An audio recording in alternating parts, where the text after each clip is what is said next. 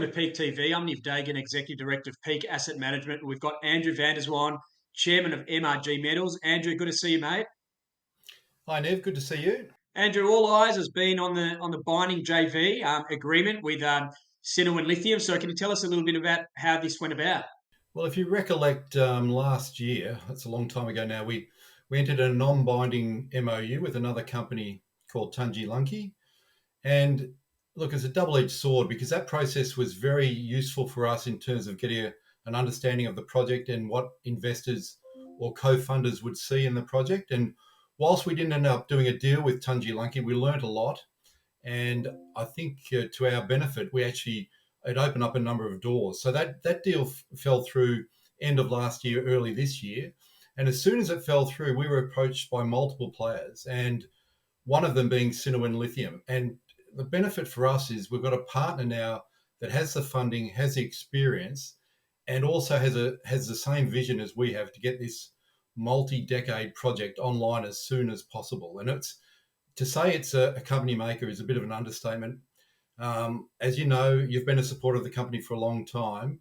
Whilst we've had this fantastic project on our books, the market hasn't been sure of how we're actually going to fund it and how we could possibly develop it. So to get a funder who has not only the skill sets to help us, but the capital to take it forward is amazing for us, and a step that we needed as a company.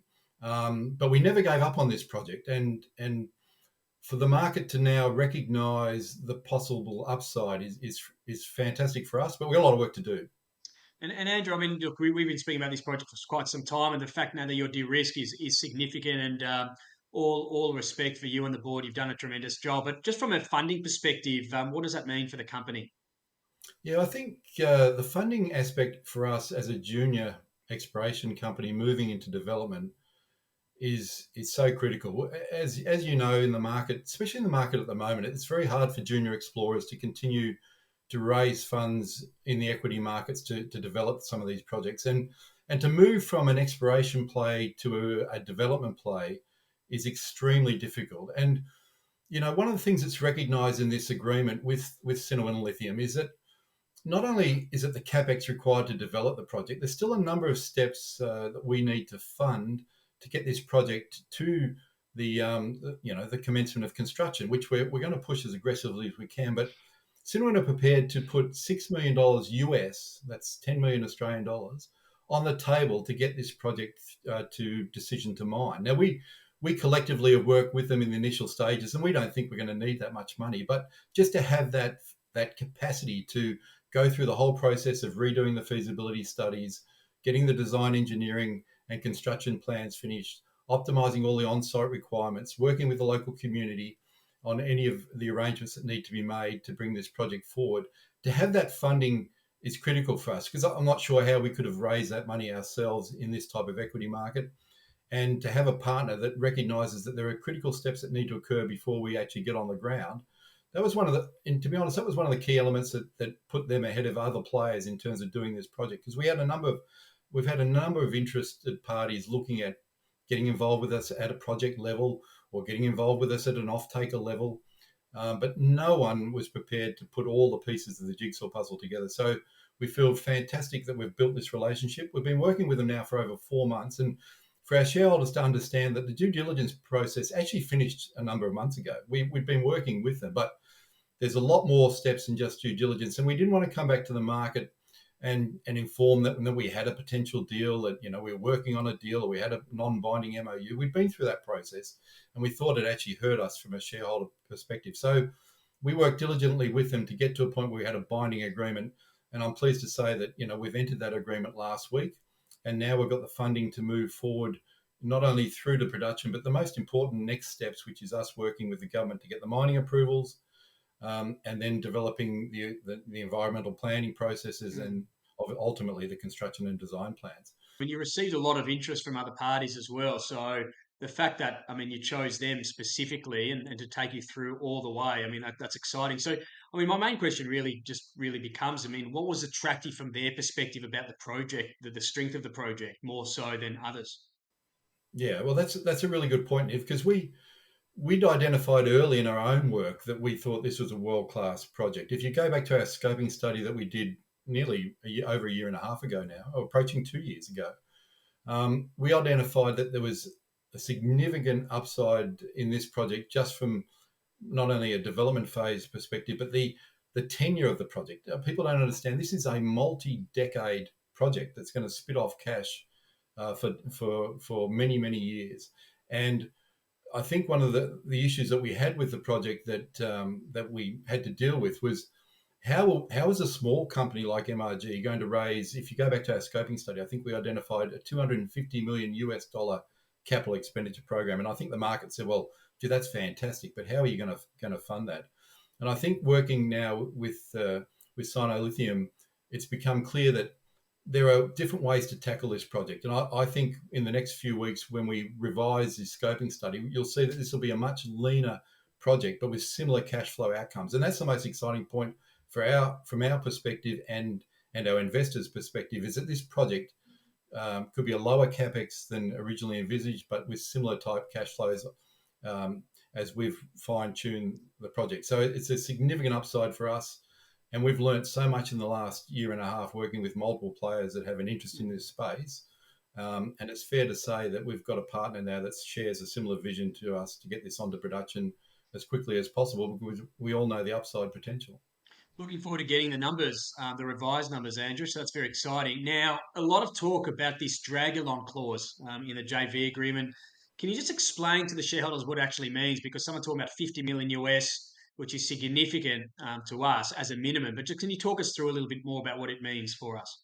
Yeah, well, when we negotiated the deal with Sinowin, we didn't per se have a requirement to have a buyout clause for us. We were quite happy to work with them and work through to the culmination of the joint venture, ultimately where the joint venture will produce enough cash flow to continue to develop this project. And we still see that as probably being one of the likely scenarios. But Sinowin's, you've got to look at their history of what they've succeeded at in the past. And they sold an asset for $90 million and bought it for 60, and we were able to turn it over. So obviously one of their business model perspectives is that they would like to get a return on this investment as quickly as they could. And if they could see an exit, they'd want to take it. Now, for a minority player, which we are, that has upsides and it has potential downsides. So we made sure that if they wanted to exit this project and had a potential buyer, that we wouldn't be disadvantaged. So we worked with them in good faith, and we ended up agreeing that should they entertain an offer and came back to us, well, we wouldn't be forced to sell out. And we agreed on a $50 million floor for that. And I think that's a great outcome for shareholders. We'd certainly hope it's worth more in the long term. But we had to protect the interest of our shareholders, and we thought that was the best way to do it. Now, what time frame were we talking about? We don't know, but we had to put that clause in the agreement just to protect us going forward. But it's a great indication for us that our partner sees substantial value in this project, and for us to be able to receive that type of uplift in the future, I think we'd all be extremely excited. So I know I've been asked a lot of questions about that clause, but it was put in there to protect our shareholders. Mm. And that's 50 million US. I mean, that's significant. I mean, given that our market cap today is around 7.5 million Aussie. So, I mean, they obviously, our partner sees tremendous upside, and that does protect our stake as minority shareholders. And we're obviously going to get some cash flows coming through. So that brings me to the final question, Andrew. Why should investors be buying the stock right now? Well, yeah, I think every chairman says their shares are undervalued, but it's probably an understatement for me. I mean, we've been trying to make the market aware of this project for a number of years, and we've tried and probably failed to some degree. Heavy mineral sands is not one of those sexy commodities. It's one that a lot of people don't know much about. But the beauty of this project, from shareholders' perspective, is it's relatively simple. It's very simple to process. The selling of the concentrate, or the development of the concentrate, is certainly relatively easy on site, and you can use large equipment to move a lot of earth at relatively low cost. And once in production, I'm very confident that we'll be in the lowest quartile of operating cost. You've got resource at surface.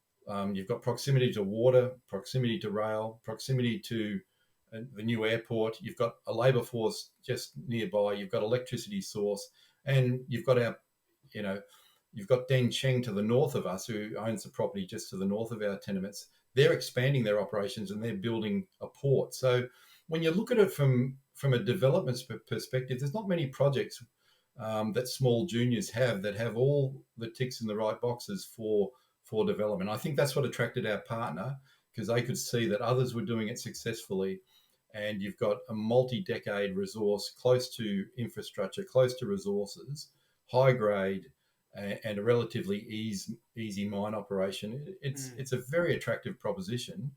Andrew, if I let you go though, what sort of cash flows are you looking at in terms of spitting out over the next few years? We're limited in what we can say in terms of cash flows, and the feasibility study will show that. But if I just draw attention to shareholders, our old scoping study, what people don't understand is that our old scoping study was basically hindered by us not being able to recognise the uplift in concentrate for a number of reasons. I won't go into that, but if you look at the old scoping study, we had a very low value concentrate, and we still had a very positive NPV, even spending $250 million, Niv. So what I think will end up in the revised scoping study is a similar product value, but much less processing required to get Mm. that product value. So I think the cash flows are going to be significant, and our ultimate aim is to reward our shareholders with those cash flows in the future. Andrew, you've been terrific. Really well done. We're big shareholders, as you know, and very supportive and see tremendous upside. So thanks very much for joining us here at Peak TV. Thanks, Nev. Thanks for your support.